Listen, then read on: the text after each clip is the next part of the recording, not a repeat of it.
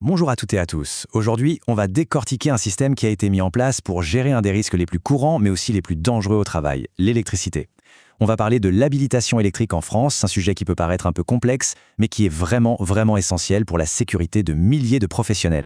C'est toute la question, n'est-ce pas? L'électricité, elle est partout, elle fait tourner notre monde, mais son plus grand piège, c'est qu'elle est invisible. On ne peut pas la voir, on ne peut pas la sentir avant qu'il soit trop tard, et c'est justement pour faire face à ce défi qu'on a bâti tout un arsenal de normes et de procédures.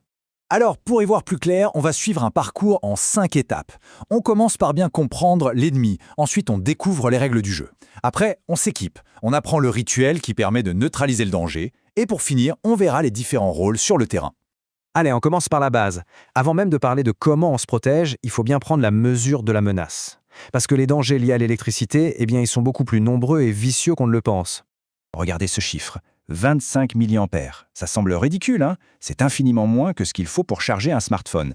Et pourtant, en courant alternatif, cette toute petite valeur suffit à paralyser les muscles respiratoires et donc à provoquer une asphyxie. C'est la première leçon à retenir. Avec cet ennemi, le danger n'est pas une question de quantité, mais bien d'effet. Bien sûr, le risque ultime, c'est l'électrocution, la mort. Mais la menace est bien plus large.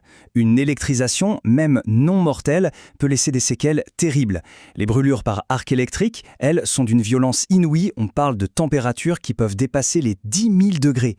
Et puis, il y a les courts-circuits qui peuvent transformer un local technique en véritable brasier. Bon, face à un adversaire pareil, l'improvisation, c'est juste pas une option. La réponse, c'est donc un cadre hyper strict, une sorte de code de conduite pour tous les professionnels. C'est le fameux système de l'habilitation électrique, le tout défini par la norme NFC 18510. Alors là, attention, il y a un point absolument crucial à comprendre. L'habilitation, ce n'est pas un diplôme qu'on a pour la vie. Non, c'est une autorisation de travail. C'est l'employeur qui la délivre et qui atteste qu'à un moment donné, une personne a bien été formée et qu'elle est capable de faire des missions bien précises et rien de plus. Le parcours pour y arriver est très balisé. Déjà, il faut avoir des compétences de base en électricité. Ensuite, il faut un avis médical favorable. Après ça, le candidat part pour une formation assez intensive qui mélange théorie et pratique. Et c'est seulement après tout ce processus que l'employeur peut enfin délivrer le titre officiel. Et cette autorisation, elle a une date de péremption. Il est recommandé de faire un recyclage tous les 3 ans. Pourquoi? Tout simplement parce que les normes évoluent. Les bons réflexes de sécurité peuvent s'user avec le temps et les installations, elles, changent. Bref, la vigilance, c'est une compétence qui doit être constamment entretenue. Ok, maintenant qu'on a posé les règles du jeu, il faut s'équiper. C'est le premier rempart physique contre le danger. Pour filer la métaphore, c'est un peu l'armure du chevalier. Les fameux équipements de protection individuelle, les EPI. Cette image parle d'elle-même, c'est d'une évidence limpide. D'un côté, on a une tenue de tous les jours avec des pièges partout, une montre en métal, une fermeture éclair. De l'autre, on a la panoplie complète de protection. Ça nous rappelle que la toute première étape de la sécurité, c'est de ne faire qu'un avec son équipement. Et chaque pièce de cette armure a un rôle vital et doit respecter une norme bien précise.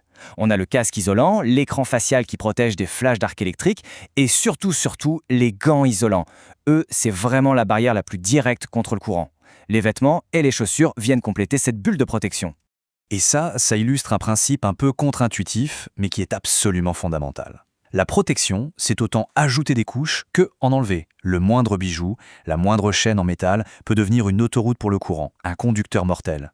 La règle est donc sans appel, rien de métallique sur soi.